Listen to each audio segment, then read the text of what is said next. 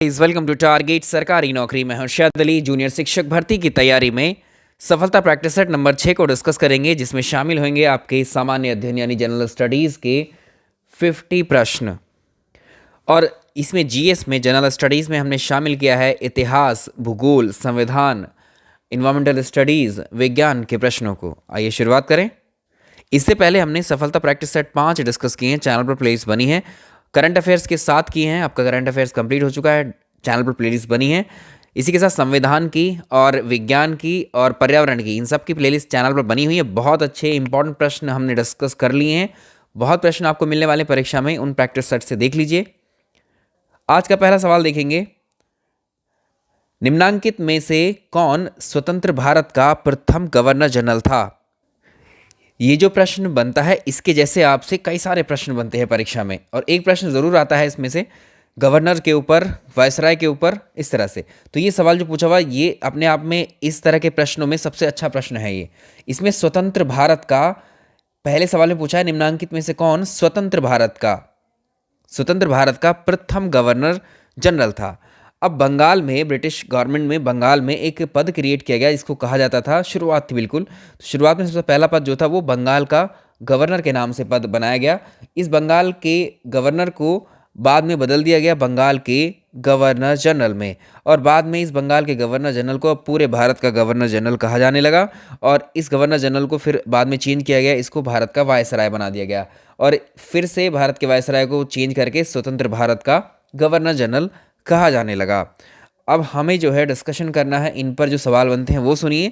8 से 10 प्रश्न है, इसी वाले क्वेश्चन में शामिल कर लेंगे हम, वो सारे आपको आ जाएंगे। जो भी कन्फ्यूज़न रहता है आपको इस प्रश्न को लेकर, वो सारे यहाँ क्लियर होने वाले हैं अभी।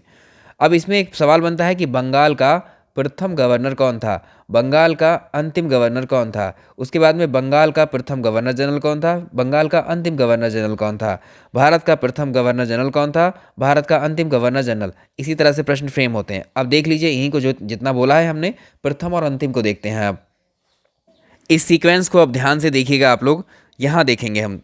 तो बंगाल का जो गवर्नर था, इसमें बंगाल का सबसे पहला, बंगाल का प्रथम गवर्नर कौन था? Robert Clive. इस प्रकार से बंगाल का अंतिम गवर्नर कौन था? Warren Hasting.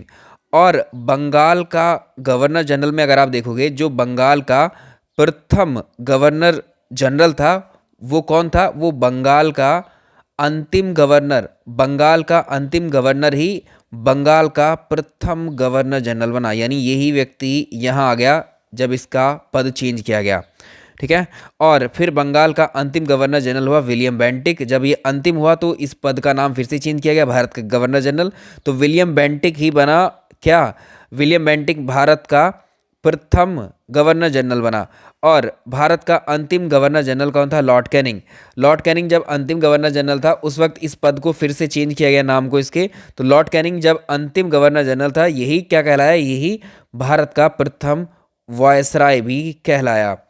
उसके बाद में ये जो पद थे, यहाँ से शुरू होकर के भारत का वायसराय जो है 1858 से लेकर के 1947 तक चले।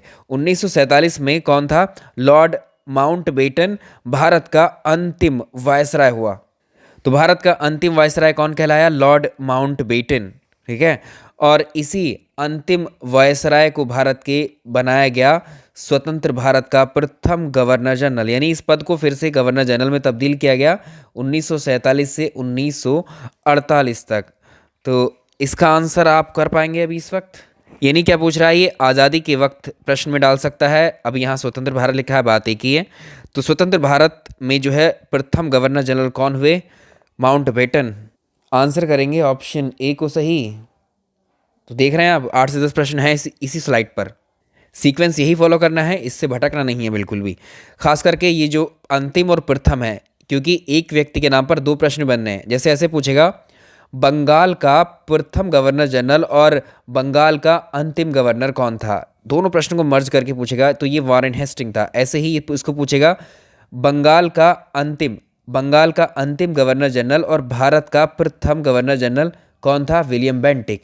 ऐसे ही भारत का अंतिम गवर्नर जनरल और भारत का प्रथम वायसराय कौन था? Lord Canning.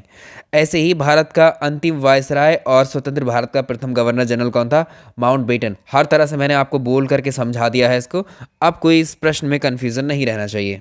अब आप कुछ लोग आंसर सोच रहे होंगे सी राजगोपालाचारी जी, इसका भी सुन लीजिए, इसका एक्सप्लेनेशन क्या होगा।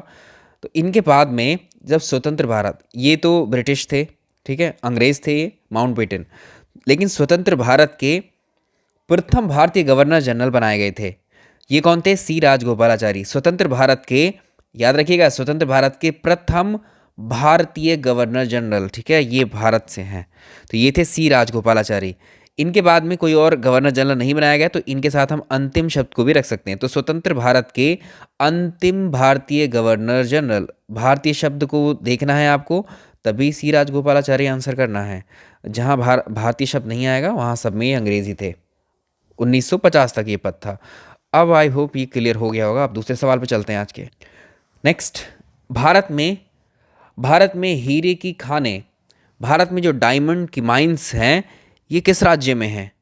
तो इस प्रश्न का आंसर कुछ इस तरह से रहेगा। भारत में जो हीरे की खानें कहाँ कहाँ पर हैं? मध्य प्रदेश में है। मध्य प्रदेश का पन्ना जिले में जो है हीरे की जो है खानें हैं, माइंस हैं। तो इसमें ऑप्शन में देखोगे आप तो मध्य प्रदेश है यहाँ पर।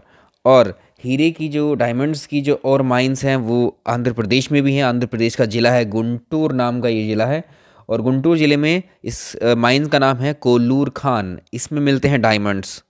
एक सवाल और आता है कि भारत में सबसे ज़्यादा डायमंड कटिंग और डायमंड की पॉलिशिंग किस शहर में की जाती है? तो इसको भी याद रखिएगा। इंडिया में जो सूरत है, सूरत कहाँ का शहर है? ये गुजरात स्टेट का। तो सूरत जो है डायमंड कटिंग और पॉलिशिंग के लिए फेमस है, ठीक है। सूरत के नाम पर बहुत सारे प्रश्न हैं। तो ये भारत का क्लीनेस्ट सिटी है, सबसे स्वच्छ शहर भी है, और इसी को कहा जाता है the silk city, diamond city, green city. तो डायमंड सिटी ऑफ इंडिया कौन है? ये भी क्या है? सूरत ही है। तो डायमंड सिटी किसको कहा जाता है? सूरत को। क्यों? क्योंकि डायमंड का सबसे ज़्यादा बिजनेस यहीं पर होता है, कटिंग और पॉलिशिंग, और इसकी एक तरीके से तराशने का काम यहाँ पर होता है। अगला देखें, जनगणना 2011 के अनुरूप निम्नांकित में उत्तर प्रदेश के जिलों में से किस क्षेत्र में ग्रामीण क्षेत्र में रहने वाले लोगों की संख्या सबसे ज़्यादा है? उत्तर प्रदेश की जो टोटल पॉपुलेशन है, जनसंख्या है, वो 19.98 करोड़, यानी लगभग 20 करोड़ है 2011 के अकॉर्डिंग। तो इसमें ग्रामीण और नगरीय जनसंख्या कितनी प्रतिशत होती है? अभी 2011 के अकॉर्डिंग ही डेटा है ये, क्योंकि 2021 में इस वर्ष नई जनगणना आएगी, हर 10 साल के गैप पर की जाती है। तो 2011 से 2021 10 साल पूरे हो गए हैं। तो ये 10 साल पुराना डेटा ही है जो अभी तक एग्ज़ाम में आएगा, जब तक कि नई जनगणना 2021 वाली नहीं रिलीज़ कर दी जाती है। डेटा बहुत इंपॉर्टेंट है ये वाला, ग्रामीण जनसंख्या के ऊपर प्रश्न ज़रूर पूछता है। तो अभी उत्तर प्रदेश की कुल जनसंख्या में 77.73% ग्रामीण जो लोग हैं, ग्राम में निवास करते हैं या ग्रामीण क्षेत्र से हैं, और नगरीय क्षेत्र से हैं 22.27। प्रश्न अगर आप देखोगे इसमें क्या पूछा है, 2011 की जनगणना के अनुरूप उत्तर प्रदेश के जिलों में से किस क्षेत्र में ग्रामीण क्षेत्र में रहने वाले लोगों की संख्या सबसे ज़्यादा है? इस वाले हिस्से से उत्तर प्रदेश में सर्वाधिक ग्रामीण जनसंख्या आपसे पूछी है, किस जिले में है? तो ये आप जान रहे हैं, ये है इलाहाबाद। तो इसको इलाहाबाद करेंगे, यानी प्रयागराज। सबसे कम उत्तर प्रदेश में ऐसा कौन सा जिला है जिसमें सबसे कम ग्रामीण जनसंख्या है, यानी गांव बहुत कम है?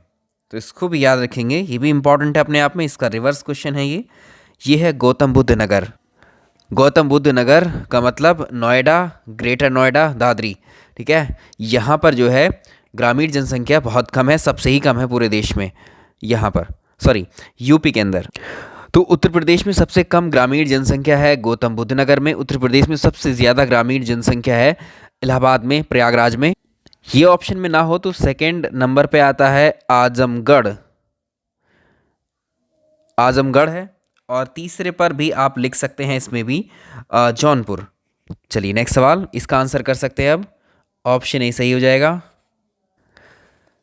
भारतीय संविधान के अनुच्छेद 25 में प्रयुक्त एक शब्द हुआ है हिंदू शब्द। निम्नलिखित में से किस एक को सम्मिलित नहीं किया जाता है इस हिंदू में?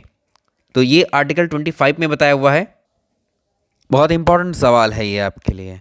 तो आर्टिकल 25 में हिंदू शब्द का मतलब किन किन समुदाय, किन किन कम्युनिटीज से है। एक तो खुद हिंदू शब्द है, तो एक तो इसमें हिंदू ऑलरेडी शामिल हैं। इसमें जैन जैन धर्म के लोग, बौद्ध धर्म के लोग और सिख धर्म के लोगों को भी जो है हिंदू में ही शामिल किया जाता है।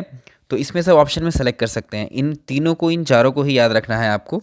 तो ऑप्शन में 3 तो अवेलेबल हैं आपके। यहाँ बौद्ध है तो बौद्ध धर्म जो बौद्ध धर्म के लोग हैं, और जैन धर्म के लोग, सिख धर्म के लोग, ये सब क्या है, आर्टिकल 50 के अकॉर्डिंग हिंदू ही माने जाते हैं, हिंदुओं में शामिल किया जाता है। लेकिन पारसी इसमें शामिल नहीं है। Option T, Parsi. निम्नांकित में से कौन राज्य सरकार का कानूनी सलाहकार होता है? बहुत अच्छा प्रश्न है ये। तो ये प्रश्न ज़्यादातर जो पूछा जाता है वो भारत के महान्यायवादी के रूप में पूछा जाता है। यहाँ पर इसको रिवर्स करके पूछा हुआ है, और यहाँ दो से तीन तरह के क्वेश्चन बनते हैं। ध्यान से सुनिए इसको। जो आर्टिकल 76 है संविधान का, उसमें जिक्र किया गया है कि भारत का एक महान्यायवादी होगा। इंग्लिश में बोलेंगे attorney general of India. Attorney general of India का क्या कार्य होता है, हमारे देश में क्या योगदान होता है? जो भारत सरकार है, जो संघ सरकार होती है हमारी, सेंट्रल गवर्नमेंट, ठीक है, सेंट्रल गवर्नमेंट के खिलाफ अगर कोई व्यक्ति, कोई संस्था या कोई केस फाइल करता है सुप्रीम कोर्ट में, तो भारतीय उच्चतम न्यायालय में, यानी इंडिया के सुप्रीम कोर्ट में, भारत सरकार के जितने भी केस हैं उनकी पैरवी कौन करता है? भारत का महान्यायवादी, अटॉर्नी जनरल ऑफ इंडिया। यानी ये भारत सरकार का वकील होता है। तो भारत का जो महान्यायवादी होता है वो केंद्र सरकार को सलाह देता है। जितनी भी कानूनी प्रक्रियाएं होंगी उन सब की जिम्मेदारी भारत सरकार के लिए यही निभाता है। एक तरीके से हम कह सकते हैं महान्यायवादी हमारे देश का सर्वोच्च कानून अधिकारी होता है, या इसी को कह सकते हैं देश का सबसे बड़ा लॉ ऑफिसर। तो first law officer of India कौन हुआ? भारत का महान्यायवादी ही हुआ। तो वर्तमान में भारत सरकार के लिए भारत का महान्यायवादी, अटॉर्नी जनरल ऑफ इंडिया या एजीआई कौन है? के वेणुगोपाल हैं। ये तो हो गई केंद्र सरकार की बात। अब हैं राज्य। हमारे देश में अलग अलग राज्य हैं, अलग अलग स्टेट्स हैं। स्टेट का अपना एक हाई कोर्ट होता है, सर्वोच्च, एक तरीके से जो हाई कोर्ट होता है उस राज्य का सबसे बड़ा कोर्ट होता है। हमारे देश का सबसे बड़ा कोर्ट होगा सुप्रीम कोर्ट, और किसी राज्य का बड़ा कोर्ट जो माना जाएगा किसी राज्य के अंदर, वो उसका होता है हाई कोर्ट। तो जाहिर सी बात है कि राज्य सरकारें जो होंगी, स्टेट गवर्नमेंट जो होंगी, उनको भी एक ऐसे ही वकील की ज़रूरत पड़ेगी जो राज्य सरकार के केसेस, मामले देख सके। तो उसको हम बोलते हैं महाधिवक्ता। याद रखिएगा, इसकी नियुक्ति कौन करता है? प्रेसिडेंट। तो इसको याद रखेंगे, ये होता है राज्य का महाधिवक्ता बोलते हैं। राज्य में इसको महाधिवक्ता बोलते हैं, और केंद्र पर या सेंट्रल लेवल पर इसको महान्यायवादी बोलते हैं। एडवोकेट जनरल ऑफ स्टेट, राज्य का महाधिवक्ता। अब इसमें आर्टिकल कैसे याद रखो? ये आर्टिकल 76 में है। देखो, आर्टिकल 76 से इसमें से क्या करोगे आप? इस 6 में से 1 कम करोगे तो बचेगा 5, ठीक है, और इस 7 में से 1 कम करोगे बचेगा 6।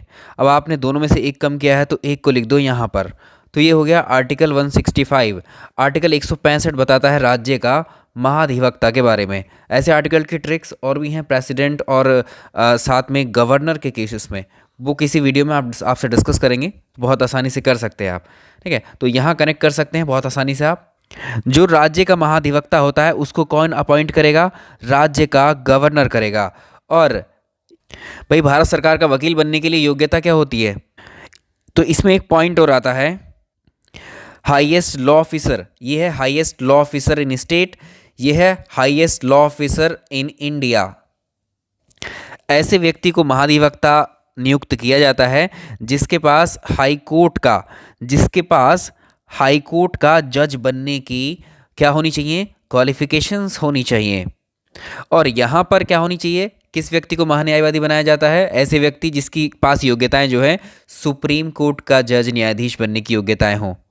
फाइनल एक्सप्लेनेशन सुनिए अब इसका। राज्य का जो राज्यपाल होता है, राज्य का जो गवर्नर होता है, ऐसे व्यक्ति को हाई कोर्ट का न्यायाधीश होने की योग्यता रखता हो, उसे राज्य का महाधिवक्ता नियुक्त करता है। कौन? राज्यपाल करता है, ठीक है। तो इसका आंसर आप कर पाएंगे ऑप्शन बी। मेरे ख्याल से एक क्वेश्चन के साथ हम जो है 4 से 5 क्वेश्चंस को कवर कर रहे हैं यहाँ पर, है ना। जैसे अभी इसका काम क्या था? अभी 69,000 शिक्षक भर्ती कोर्ट में गई थी उत्तर प्रदेश में। तो यहाँ पर किसके? तो राज्य सरकार भी थी कोर्ट में, है ना। एक पक्ष जो है राज्य सरकार था, जो उत्तर प्रदेश सरकार थी। तो उत्तर प्रदेश की सरकार की तरफ से उस हाई कोर्ट में या सुप्रीम कोर्ट में जब वो केस चला, तो उस राज्य की तरफ से कौन केस लड़ रहा था? उत्तर प्रदेश का महाधिवक्ता। समझ आ गया होगा आपको। वर्तमान में उत्तर प्रदेश के जो एडवोकेट जनरल हैं वो कौन है? राघवेंद्र सिंह। नेक्स्ट पे चलें आप। यदि भारत यदि भारत में राष्ट्रपति और उपराष्ट्रपति, प्रेसिडेंट ऑफ इंडिया और वाइस प्रेसिडेंट ऑफ इंडिया का पद एक साथ एक समय बिंदु पर, एक ही टाइम पीरियड पर दोनों खाली होते हैं, तो राष्ट्रपति का पद अस्थायी तौर पर निम्नलिखित में से किसको मिलेगा? यानी कौन उस वक्त एक्टिंग प्रेसिडेंट बनेगा?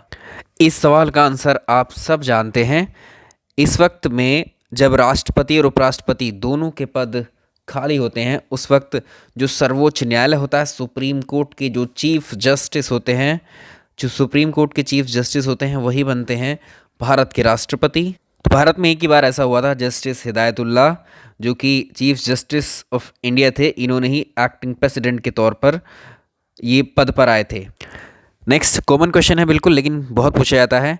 कोई भी विधेयक जो बिल होते हैं, विधेयक को बोलते हैं बिल, कोई भी विधेयक मनी बिल यानी धन विधेयक है या नहीं, इसका डिसीजन कौन करता है? ये स्पीकर करता है, लोकसभा स्पीकर या लोकसभा का अध्यक्ष। भारत में योजना आयोग जो प्लानिंग कमीशन था, भारत में प्लानिंग कमीशन की जगह अब क्या हो गया है? उसको नीति आयोग कर दिया गया है, प्लानिंग कमीशन को। इसमें देखें तो योजना आयोग प्लानिंग कमीशन को ख़त्म करके इसकी जगह पर 2015 से वर्तमान में जो मोदी गवर्नमेंट है उसने नीति आयोग का गठन किया था। ठीक है, तो एक रेजोल्यूशन के एक प्रस्ताव के द्वारा इसको पहले गठन किया गया था। कब किया गया था? 15 मार्च 1950 को। ये वर्ष बहुत पूछा जाता है इसके बारे में। ठीक है, इसका गठन किया गया था 1950, 15 मार्च 1950 को योजना आयोग बनाया गया था एक प्रस्ताव के थ्रू, और एक प्रस्ताव के थ्रू ही इसको ख़त्म कर दिया गया और उसकी जगह पर ले आया किसको? नीति आयोग को। यानी इसका संविधान में कोई जिक्र ही नहीं है। ठीक है, तो ये एक गैर राजनीतिक, एक तो पहली बात तो गैर संवैधानिक का मतलब कि संविधान में मेंशन नहीं है इस संस्था के बारे में, इसको ऐसे ही एक रेजोल्यूशन पास करके बना दिया गया था। तो गैर संवैधानिक भी है और गैर राजनीतिक संस्था भी है। ठीक है, ऑप्शन में ज़्यादातर आपको मिलेगा कि गैर संवैधानिक है, यानी नॉन कॉन्स्टिट्यूशनल है। लोकसभा का जो स्पीकर होता है वो किसको संबोधित करके अपना रिजाइन, त्याग पत्र देता है? अच्छा सवाल है। तो इसमें आर्टिकल याद रख सकते हैं, आर्टिकल 93 के अनुसार लोकसभा जो है, दो इंपॉर्टेंट प्रश्न बनते हैं यहाँ से। आर्टिकल याद रखेंगे आप, आर्टिकल 93 में है इन स्पीकर्स के बारे में। तो आर्टिकल 93 के अनुसार जो लोकसभा है, लोकसभा अपने सदस्यों में से एक ही को जो है अध्यक्ष चुन लेते हैं और एक को उपाध्यक्ष चुनते हैं। और जो अध्यक्ष होता है, यानी जो लोकसभा का स्पीकर है, वो अपना रिज़ाइन जो देता है वो लोकसभा के उपाध्यक्ष को देता है, यानी डेप्यूटी स्पीकर को। यहाँ लिख देते हैं। तो लोकसभा का जो स्पीकर को बोलेंगे यहाँ लोकसभा का अध्यक्ष, और ये लोकसभा का उपाध्यक्ष। जो लोकसभा का स्पीकर है वो अपना जो इस्तीफा है वो किसको देता है? डेप्यूटी स्पीकर को। और डेप्यूटी स्पीकर को अपना इस्तीफा देना हो तो किसको देगा? स्पीकर को देगा। तो ये हो गया ऑप्शन सी, यहाँ से कर सकते हैं ऑप्शन सी। जो स्टेट के गवर्नर होते हैं उन गवर्नर्स को उनके पद की शपथ कौन दिलवाता है? आर्टिकल नंबर आपको याद रखने ज़रूरी है, पहले ही बताया है क्योंकि ये आर्टिकल परीक्षा में पूछ लिए जाते हैं। आर्टिकल 153 के अनुसार एक राज्य के लिए राज्यपाल होना चाहिए। तो एक ही व्यक्ति को दो से अधिक राज्यों के लिए राज्यपाल नियुक्त किया जा सकता है। ये आर्टिकल 153 में है। यानी आर्टिकल 153 किसके बारे में बात कर रहा है? राज्य के राज्यपाल के बारे में। और राज्यपाल के पद और उसकी गोपनीयता की शपथ दिलाई जाती है जो उस राज्य का हाई कोर्ट होगा, उच्च न्यायालय के जो मुख्य न्यायाधीश होंगे। तो ये हो गया ऑप्शन सी। नेक्स्ट देखेंगे हम लोग, भारत के किसी राज्य की जो विधानसभा होती है, जो स्टेट असेंबली होती है, उसमें मैक्सिमम कितने सीट्स हो सकते हैं? तो किसी भी स्टेट में जो राज्य की विधानसभा है, जो असेंबली, विधानसभा को बोलते हैं असेंबली। जैसे सेंट्रल लेवल पर जो सेंट्रल केंद्र के स्तर पर क्या होती हैं, या संसद के स्तर पर क्या होती हैं? लोकसभा। ठीक है, और राज्यसभा होती हैं। ऐसे ही जो राज्य होता है, स्टेट होता है, स्टेट में जो ये है सेंट्रल लेजिस्लेचर, ये है स्टेट लेजिस्लेचर। इसमें क्या होता है, इसमें लेजिस्लेटिव असेंबली होती है, ठीक है, और लेजिस्लेटिव काउंसिल। तो लेजिस्लेटिव असेंबली और लोकसभा ये दोनों के इक्विवेलेंट होती हैं। और यहाँ राज्यसभा और लेजिस्लेटिव असेंबली ये विधानसभा है, ये विधान परिषद है। तो समझ लेंगे, ये सवाल भी पूछा हुआ है आपसे, ठीक है। तो यहाँ पर मेंशन करेंगे किसको, पार्लियामेंट को यानी संसद को या सेंटर को, यहाँ पर राज्य का विधानमंडल या स्टेट को मेंशन कर दिया। तो यहाँ लोकसभा किसके इक्विवेलेंट होती है, राज्य में, केंद्र में लोकसभा राज्य में किस संस्था के तुल्य होती है, विधानसभा के। और राज्यसभा किसके तुल्य होती है, विधान परिषद के, लेजिस्लेटिव काउंसिल के। इसमें असेंबली में, स्टेट असेंबली में क्या होता है, जो मिनिमम सीट होती हैं, मिनिमम सीट हो सकती हैं 60, मिनिमम सीट हो सकती हैं 60 सीट्स, और मैक्सिमम जो सीटों की संख्या है वो 500 है, यानी 600 से कम नहीं होनी चाहिए और 500 से अधिक नहीं होनी चाहिए, ठीक है। तो ये रेंज है। तो राज्य की विधानसभा में कितने अधिकतम, यहाँ पूछा है मैक्सिमम, तो मैक्सिमम वाला कितना है 500। अगर आपसे पूछे मिनिमम पूछे तो मिनिमम 60, इसी सवाल को बदल देगा, मिनिमम बोलेगा तो 60 कर देंगे। निम्नलिखित युक्तियों में से किसको मोटर गाड़ियों के इंजन को ठंडा करने के लिए प्रयोग में लाया जाता है। आप देखते हैं मोटर गाड़ियाँ जो होती हैं, कार होती हैं या फिर कोई भी व्हीकल हो सकता है, ट्रैक्टर है ना, कार हैं, बस हैं, ट्रक हैं, इन सब में एक इंतज़ाम किया जाता है रेडिएटर का। रेडिएटर में पानी डाला जाता है, जब ये गाड़ियाँ गर्म हो जाती हैं तो उनको कूल करने के लिए रेडिएटर का इस्तेमाल करते हैं। क्वेश्चन नंबर नेक्स्ट रहेगा, निम्नलिखित सिद्धांत पर जो रॉकेट होते हैं, कौन से सिद्धांत पर कार्य करते हैं रॉकेट। सिंपल है, सीधे याद रखना, ये संवेग संरक्षण पर आधारित होता है। Option C, conservation of momentum. जो साबुन के बुलबुले होते हैं उनका जो इंटरनल प्रेशर होता है, वो जो एटमॉस्फेरिक प्रेशर होगा बाहर का, उससे कैसे होगा, कम होगा, ज़्यादा होगा या बराबर होगा। तो इसको याद रखिएगा, the pressure inside the bubble must be higher than pressure on the outside. तो इसका आंसर क्या हो जाएगा, 14 का वायुमंडलीय दाब से अधिक होता है, ऑप्शन बी। अच्छा प्रश्न कई बार पूछा हुआ है, प्रकाश का जो रंग होता है, जो कलर ऑफ लाइट होता है, किसके अकॉर्डिंग डिसाइड किया जाता है। ये उस प्रकाश की जो वेव लेंथ होती है, यानी उसकी तरंग की लंबाई से ही डिसाइड किया जाता है।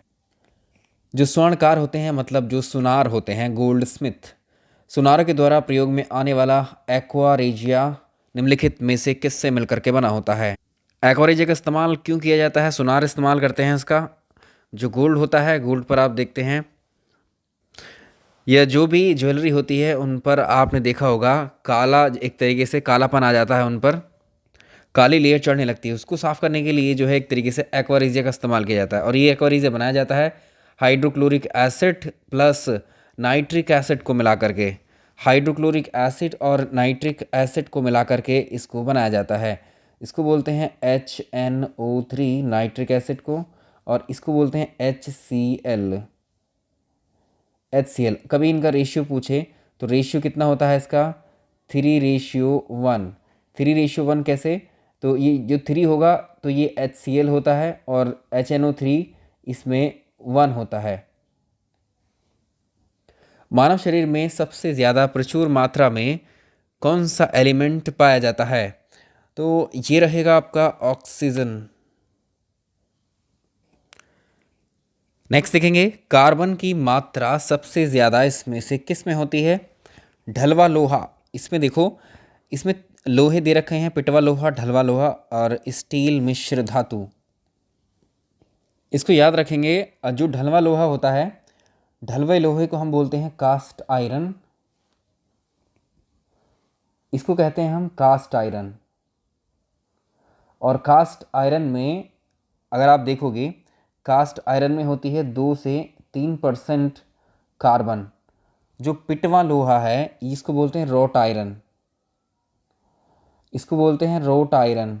रोट आयरन में होती है, इसमें होती है 0.10 से लेकर के 0.25% कार्बन। और एक होता है कच्चा लोहा, उसको बोलते हैं हम पिग आयरन। पिग आयरन में होती है 3 से 5%।